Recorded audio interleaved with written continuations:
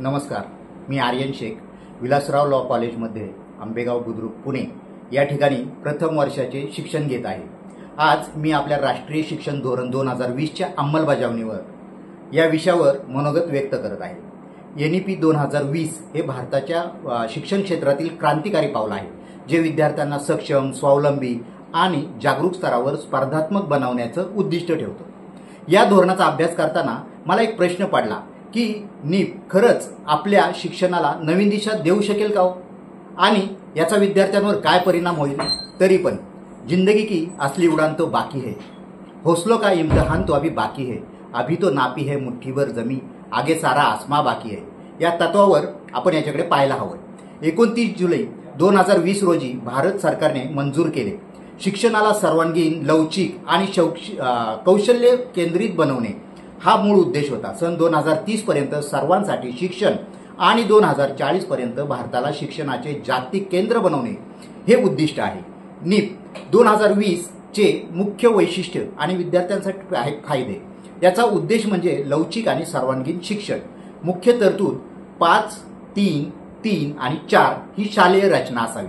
मातृभाषेत शिक्षण इयत्ता 5वी पर्यंत, व्यावसायिक आणि डिजिटल शिक्षणाला प्राधान्य, राष्ट्रीय प्रवेश परीक्षा NETF आणि उच्च शिक्षणात सुधारणा या रचनेद्वारे शिक्षणाला सर्वांगीण बनवते, ज्या विद्यार्थ्यांना त्यांच्या आवडीप्रमाणे विषय निवडता येतात। उदाहरणार्थ, आता विज्ञानाच्या विद्यार्थ्याला संगीत किंवा कला शिकता येईल, ज्यामुळे रट्टा मारण्याऐवजी सृजनशीलता वाढेल। कौशल्य केंद्रित शिक्षण, डिजिटल साक्षरता, कोडिंग आणि व्यावसायिक कौशल्य यांना प्राधान्य 21व्या शतकातील नोकरीसाठी आपल्याला तयार करणे हे NEPचा मूळ उद्देश आहे।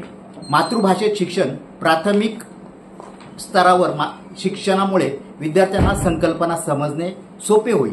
यामुळे ग्रामीण आणि छोट्या शहरातील विद्यार्थ्यांचा आत्मविश्वास वाढेल। परीक्षा पद्धतीत सुधारणा हा एक महत्त्वाचा भाग आहे। बोर्ड परीक्षांचा ताण कमी करणे आणि मूल्यमापन अधिक व्यापक बनवणे। आता आपल्या ज्ञानाची आणि कौशल्याची खरी कसोटी होईल, फक्त गुणांची नाही। NEP अंमलबजावणीतील आव्हाने, भरपूर अडचणी आहेत। पायाभूत सुविधांचा अभाव आहे। ग्रामीण भागातील शाळांमध्ये डिजिटल तंत्रज्ञान आणि प्रशिक्षित शिक्षकांचा अभाव आहे। NEPचे स्वप्न पूर्ण करण्यासाठी शाळांना, कॉलेजेसला आधुनिक सुविधा आणि शिक्षक प्रशिक्षणाची गरज आहे। आता यामध्ये आर्थिक अडचणी पण जाणवतात। हे आर्थिक अडथळे कुठले आहेत, तर नवीन शैक्षणिक सुधारणांसाठी मोठ्या गुंतवणुकीची आवश्यकता आहे, ज्याची कमतरता जाणू शकते। जागरूकतेचा अभाव आहे। पालक आणि विद्यार्थ्यांना NEPच्या फायद्यांबद्दल पूर्ण माहिती नाही। आम्हा विद्यार्थ्यांना आणि पालकांना याबद्दल जागृत करणे गरजेचे आहे। ही आव्हाने सोडवली तर NEPचा खरा प्रभाव दिसेल। विद्यार्थ्यांचा दृष्टिकोन व्यक्त करणे आणि NEPला यशस्वी करण्यासाठी आम्हा विद्यार्थ्यांना NEPमुळे स्वतःच्या क्षमतांवर विश्वास वाढतोय। आम्ही नवीन कौशल्य शिकण्यास उत्सुक आहोत, पण आम्हाला शाळा, कॉलेजेस, शिक्षक आणि सरकारचेही पाठबळ हवे आहे। विद्यार्थ्यांचे योगदान, नवीन अभ्यासक्रम स्वीकारणे, डिजिटल शिक्षणाला प्राधान्य देणे, नीप बद्दल इतर विद्यार्थ्यांमध्ये जागरूकता निर्माण करणे। आम्ही आमच्या कॉलेजमध्ये NEPच्या अंमलबजावणीसाठी चर्चासत्र आणि कार्यशाळा आयोजित करू शकतो, जे आमच्या शिक्षणाला नवीन दिशा देणारे आहे। नीपमुळे आमच्या भवितव्यात खूप मोठ्या प्रकारे आमूलाग्र असा बदल घडणार आहे। आमच्या आवडीचे विषय आम्हाला निवडता येतील, कोडिंग सारखी नवीन कौशल्य शिकता येतील आणि मातृभाषेत शिक्षण मिळेल।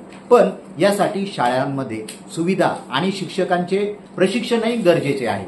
आम्ही तयार आहोत। राष्ट्रीय शैक्षणिक धोरण 2020 हे फक्त धोरणच नाही, तर आमच्या पुढच्या पिढीच्या स्वप्नांना नवी दिशा देणारी संधी आहे। चला, आपण सर्वांनी मिळून याला यशस्वी करू आणि भारताच्या शिक्षणाला जागतिक स्तरावर नेऊ। मला विश्वास आहे NEPमुळे आम्ही केवळ विद्यार्थीच नाही, तर जग बदलणारे नेते बनू। चला, शिक्षणाची गरज ओळखूया। जय हिंद, जय भारत।